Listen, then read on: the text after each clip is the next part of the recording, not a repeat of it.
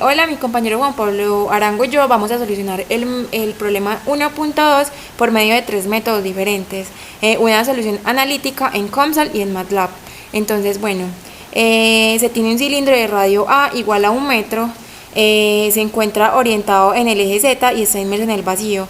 Por el cilindro circula una corriente y su densidad es de J igual a 2R sobre A a la 2. Y la permeabilidad del cilindro es 2 veces la permeabilidad del vacío, y nos piden encontrar el campo magnético en el eje radial del cilindro. Bueno, inicialmente hicimos unas consideraciones pertinentes para dar solución al problema. Establecimos el sistema de coordenadas, utilizamos las cilíndricas circulares por la geometría que presenta el problema y por mayor facilidad de desarrollo. Bueno, la región de interés que vamos a tomar va a ser de todo el espacio, ya que nos piden el campo a lo largo del eje radial. Entonces tomamos r de 0 a infinito, phi de 0 a 2pi y z de menos infinito a infinito. Consideramos que el sistema está en estado de escenario porque la corriente no cambia con el tiempo, entonces las derivadas con respecto al tiempo van a ser 0.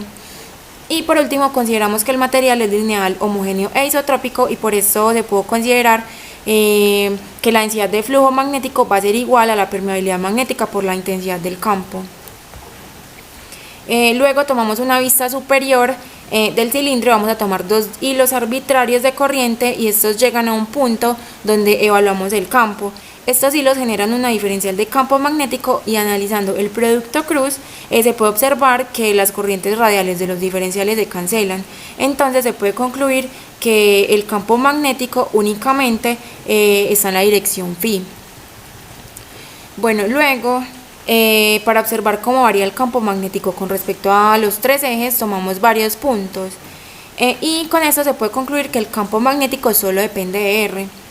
Y también concluimos que la densidad del flujo magnético y la intensidad dependen de R y están en dirección phi.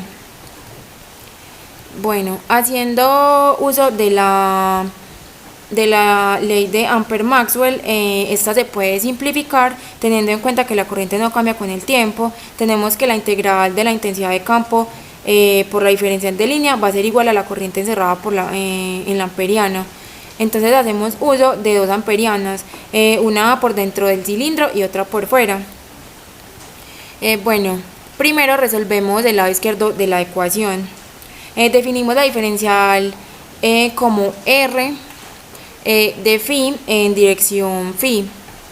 Integramos de 0 a 2pi y evaluamos y obtenemos que ese lado de la ecuación es 2pi por R por la intensidad de campo magnético que depende de R. Luego resolvemos la ecuación del lado derecho y la corriente está definida como la doble integral en una superficie de la distribución de la corriente por el diferencial de área. Recordamos que nuestro problema decía que J era igual a 2R sobre A a la 2, y definimos que el diferencial de área es R de R de phi. En este lado tenemos en cuenta las dos amperianas, y primero tomamos la amperiana que está en el interior del cilindro, o sea cuando R está entre 0 y A. Entonces los límites de integración van a ser de 0 a 2pi y de 0 a R. Y resolviendo la ecuación nos queda que la corriente es igual a 4pi r a la 3 sobre 3 al cuadrado. Y para la amperiana del exterior del cilindro, o sea cuando R es mayor a A, los límites de integración van a ser de 0 a 2pi y de 0 a A. Resolviendo la ecuación da como resultado que la corriente es igual a 4pi por A sobre 3. Bueno, luego igualamos la solución que tuvimos del lado izquierdo de la ecuación con los dos resultados del lado derecho, y luego despejamos H y obtenemos que la intensidad del campo magnético va a ser para R entre 0 y A 2R al lado sobre 3A al cuadrado, y para R mayor a A 2A sobre 3R. Bueno, entonces recordando que por considerar el material lineal homogéneo e isotrópico, dijimos que la densidad del flujo magnético va a ser igual a la permeabilidad por la intensidad del campo magnético, y también sabemos que la permeabilidad del cilindro en el interior es 2μ sub 0 y en el exterior es μ sub 0. Entonces ya reemplazando el valor de H y sabiendo pues la permeabilidad de los dos, Entonces sabemos que para R entre 0 y A, la densidad del flujo magnético va a ser 4μ sub 0 R a la 2 sobre 3A al cuadrado, y para R mayor a va a ser 2μ sub 0 A por 3R. Bueno, se hizo un código de MATLAB donde se implementan las ecuaciones obtenidas manualmente para la intensidad de campo magnético y la densidad de flujo magnético. Inicialmente se define el parámetro del radio del cilindro, que era de 1 metro, que es igual a 1. El P va a ser el valor de la permeabilidad magnética del vacío, es 4pi por 10 a la menos 7, pero este valor es en decimal. Luego tenemos las regiones donde lo queremos analizar. Se crean dos vectores, uno x y y de menos 8 a 8 con paso de 0.01. Luego creamos la matriz para cada componente. Eh, Esto es para, pues, la densidad de flujo magnético. Creamos dos matrices, una para la componente X de la densidad y la componente Y de la densidad, que sería Bx y By. Las dos matrices vacías en cero, y las dimensiones van a ser el tamaño, pues, del vector X y el tamaño del vector Y. Bueno, luego creamos, pues, un for para recorrer la matriz. Sería para I desde 1 hasta la longitud de X, para J desde 1 hasta la longitud de Y. Sería R sería la raíz de X al cuadrado mayor al cuadrado, y ese sería el radio del cilindro. Luego pasamos a hacer el análisis de las condicionales. Si R es menor o igual, entonces estamos adentro del cilindro. Entonces acá tenemos que mirar, pues, la expresión obtenida para el flujo magnético dentro del cilindro, que es B es igual a 4 n sub 0 R al cuadrado sobre 3 a la 2. Como A es igual a 1, entonces no lo tenemos en cuenta. Lo último nos queda 4 n sub 0 R a la 2 sobre 3. Entonces empezamos, pues, a escribir esa expresión por cuadrantes. El primer cuadrante serían todos los X y Y positivos, el segundo cuadrante los X negativos y los Y positivos, el tercer cuadrante X y Y negativos, y el cuarto cuadrante los X positivos y los Y negativos. Bueno, y el else sería para los ejes del plano cartesiano. En cada uno de estos condicionales vamos a copiar la componente X y Y de la expresión obtenida. Entonces sería 4 por P, que en este caso sería ni sub 0, por R al cuadrado, que sería X a la 2 más Y a la 2, por el seno del ángulo de Y sobre X. El ángulo sería la tangente a la menos 1, y ese ángulo sería la componente, pues, X del vector phi en coordenadas cartesianas. A todo se le suma phi sobre 2 para acomodar la dirección. Ponemos los signos negativos para acomodar el sentido antihorario al cuadrante 1, al 2 y al else. Bueno, luego sería, pues, la densidad de flujo magnético fuera del cilindro.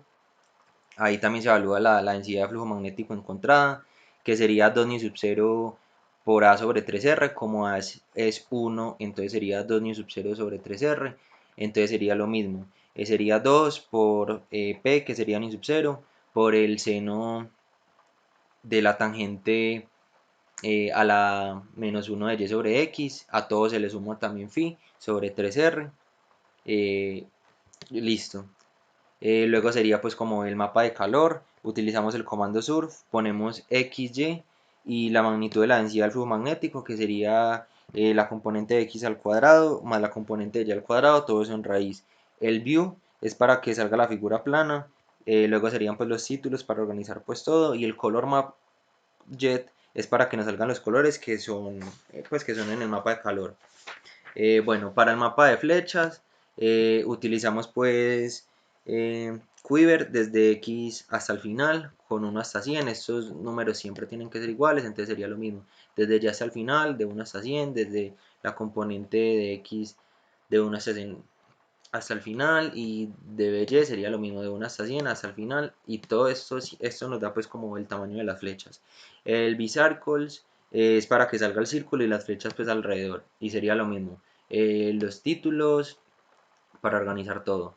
Y el mapa de línea sería el plot de X por Y, que sería en este caso la magnitud de la densidad de flujo magnético.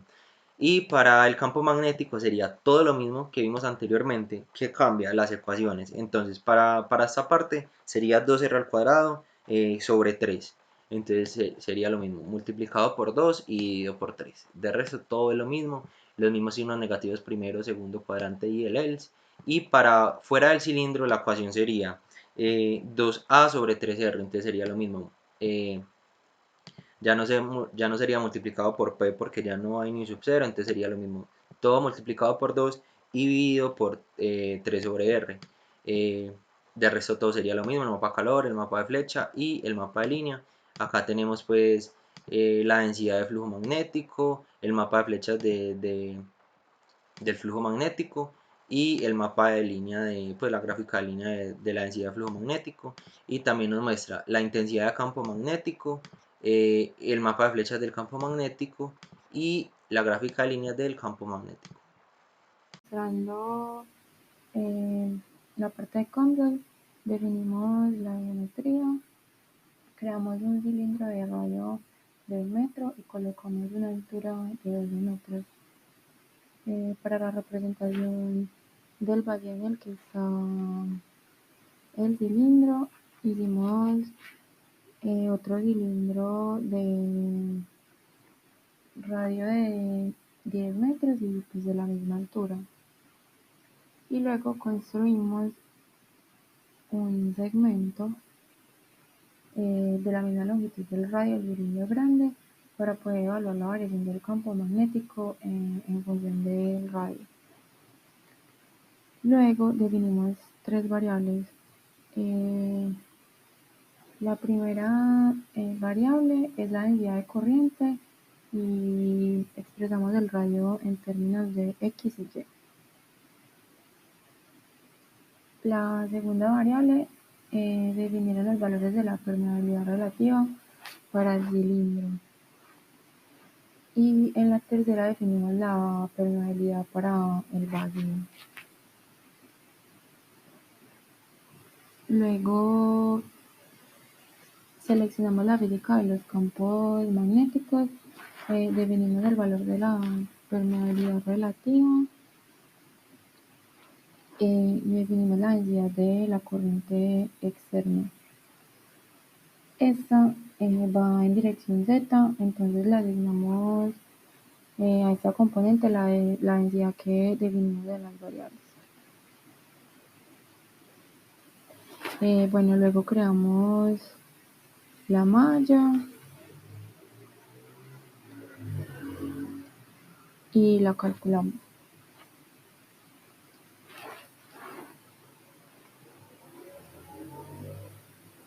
Bueno, entonces acá se observan los resultados obtenidos para el mapa de calor. En la intensidad del campo magnético y la densidad del flujo magnético se obtiene que el máximo valor es cuando el radio es de 1 metro y la magnitud de B y H decrece hacia el interior y el exterior. También se puede observar que el campo está en dirección phi.